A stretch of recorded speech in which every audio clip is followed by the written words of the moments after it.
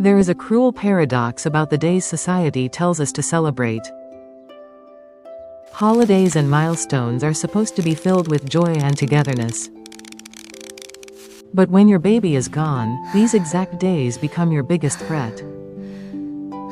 You have been dreading this date since you flipped the calendar 3 weeks ago. The weight of it has been sitting in your chest like a stone. Today, other families are decorating their homes and taking beautiful photos, while you are sitting in a quiet house with the curtains half closed, wondering how you are supposed to honor a child you cannot even hold. If a number on the calendar makes you want to disappear, I see you. If the approach of a significant date makes you want to disappear. If a number on the calendar can make your chest feel like concrete.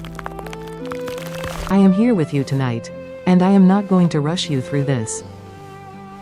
Let's talk about the impossible task of surviving milestones after baby loss. There is a particular kind of dread that builds in the weeks before a significant date. Often the anticipation is worse than the day itself. You watch the calendar creeping toward it, a storm gathering on the horizon. You cannot stop it, you cannot skip the day, you cannot go around it. Society loads these dates with enormous emotional weight. Holidays are supposed to be about family, togetherness, joy. When your family is fractured, the contrast becomes agonizing. Other people's celebrations become a spotlight on your empty arms. You may feel external pressure to participate, to show up to the family dinner, to put on a brave face so no one else has to feel uncomfortable. And you may feel internal pressure, the hardest kind. The pressure to honor your baby in a way that is profound enough, meaningful enough, to create some beautiful ritual that perfectly captures how much you love them. But here is what almost no one gives you permission to do. You are allowed to cancel the day. Read that again. You are allowed to completely opt out.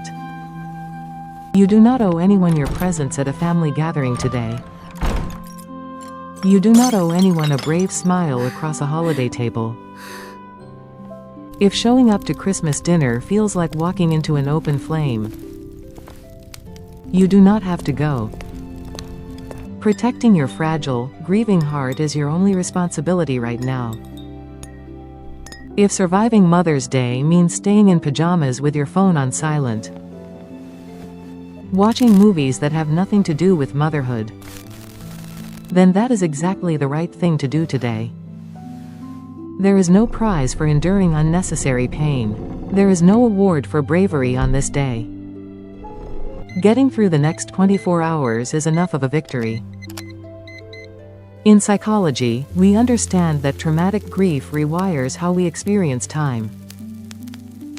Certain dates become hardwired emotional triggers in your nervous system.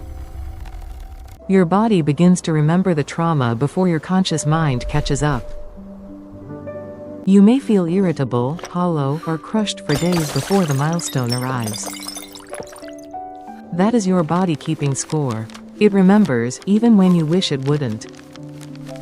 So please, lower every expectation you have of yourself on these days. You do not need to plan a beautiful memorial if you don't have the energy. You don't have to visit a cemetery if it brings more trauma than peace. Sometimes honoring your baby just means surviving the next few hours. Just taking one breath after another until the clock finally strikes midnight.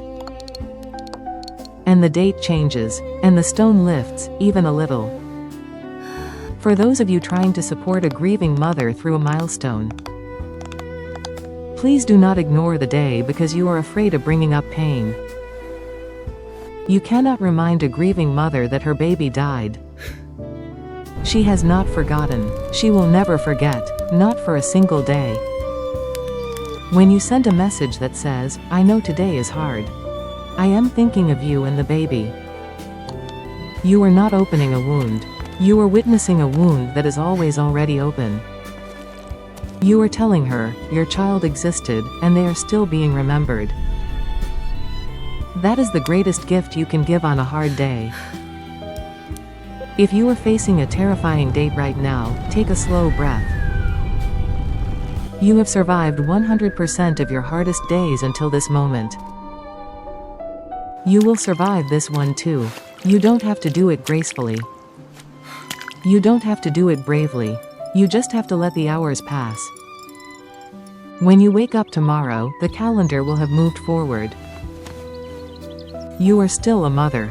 You are still a father.